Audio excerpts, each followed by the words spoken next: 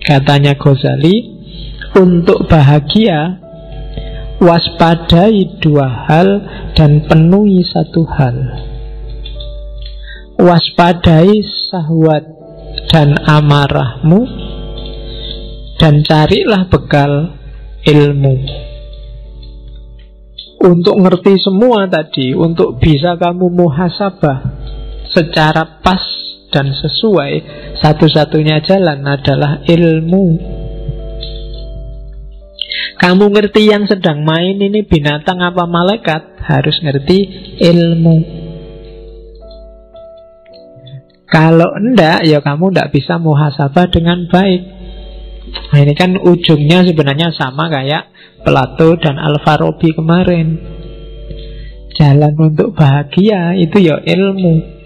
Dengan ilmu orang bisa melakukan kebaikan.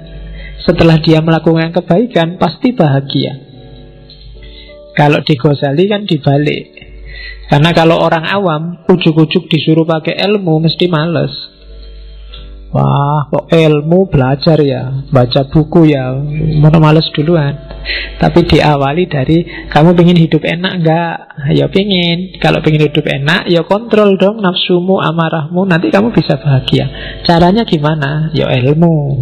Jadi ilmunya di belakang. Kalau orang awam lebih enak ditawari manfaatnya dulu. Kalau ditawari ilmu di depan sudah males. Belajarlah biar kamu pinter. Males wis tahu mesti. Wis kan dhisik ya ngono. Cuma kalau dibalik, wah, pinterlah. Kalau pinter kamu dapat manfaat gini.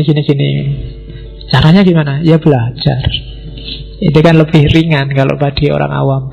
Tapi kalau belum kamu dikasih sholatlah, tahajud. Wah, males ngantuk.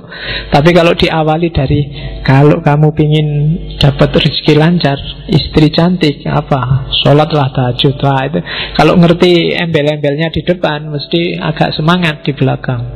Nah, ini logika awam. Dan Ghazali paham betul ini. Cara dia memainkan cara berpikirnya orang awam.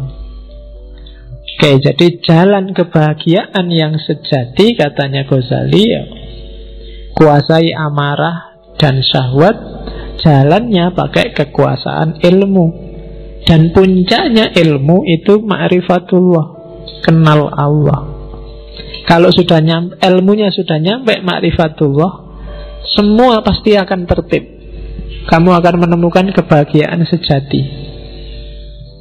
Ma'rifatullah itu dicapai tidak semata-mata dengan baca buku atau belajar teorinya. Beda sama ilmu yang lain.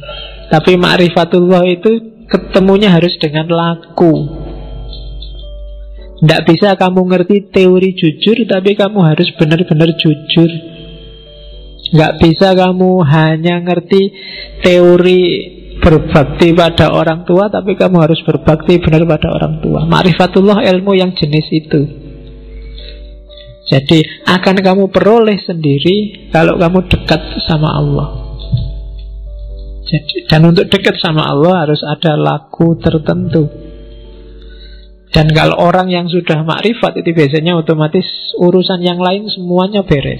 Sebelum semua urusan beres, orang tidak akan nyampe makrifat. Nah, itu jalan kebahagiaan. Jadi kuasai amarah, kuasai syahwat lewat ilmu. Harusnya semakin pinter orang, semakin berkualitas hidupnya, dan semakin dia merasa bahagia. Kalau kamu merasa semakin pinter, wawasanmu semakin banyak, kok hidupmu semakin sumpek, ada yang salah dengan prosedurmu cari ilmu. Silahkan kamu muhasabah sendiri. Pak, saya ngaji filsafat mulai tahun lalu itu perasaan gak berkembang apa-apa itu, Pak. Ya coba dicek lagi deh. Jangan-jangan ada yang salah.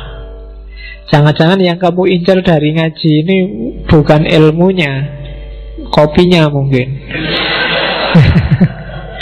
Iya. Jangan-jangan cuma nyari kopi gratis. Jangan-jangan daripada nganggur. Jangan-jangan, nah, banyak jangan-jangannya makanya.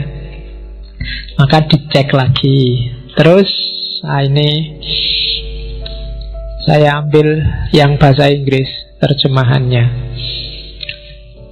Cara untuk menguasai amarah dan nafsu tadi. Kalimatnya Ghazali bagus.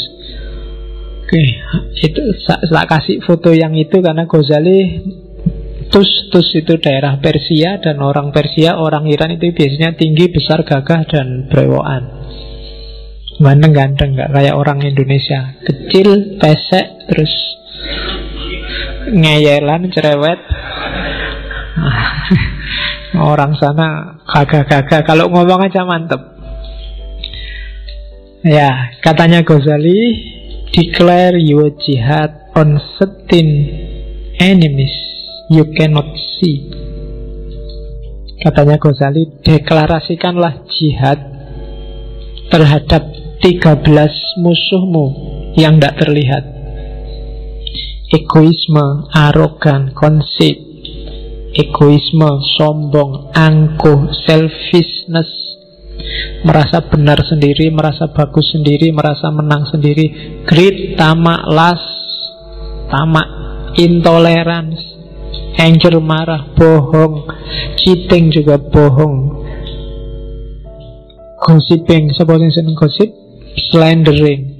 Dan 13 itu, if you can master and destroy them, kalau kamu bisa menguasai dan menaklukkan 13 musuh itu, then will be ready to fight the enemy you can see. Maka kamu akan siap mengalahkan semua musuh yang terlihat. Kalahkan 13 yang tidak terlihat itu. Kalau kamu sudah sukses mengalahkan itu, maka semua musuh yang terlihat akan mudah dikalahkan. Nah, rumusnya itu. Kalau dibaca enak, dirasakan juga mantep, dijalani yang agak susah. Yo jihad, makanya katanya Ghazali, jihad dong. Declare yo jihad. Deklarasikan jihad untuk melawan ini. Jihad berat, makanya katanya Nabi, jihad yang lebih berat daripada perang Badar loh. Perang Badar itu kan berat luar biasa. Berapa ratus orang melawan 10 ribuan orang. Sudah berat gitu katanya Nabi, ini cuma jihad kecil. Ada yang lebih besar. Nah, apa? Mengalahkan dirimu sendiri. Dan katanya Ghazali, ya taklukkan 13 itu. Kalau kamu sudah bisa menaklukkan 13 itu, maka kamu akan siap menaklukkan semua yang lain.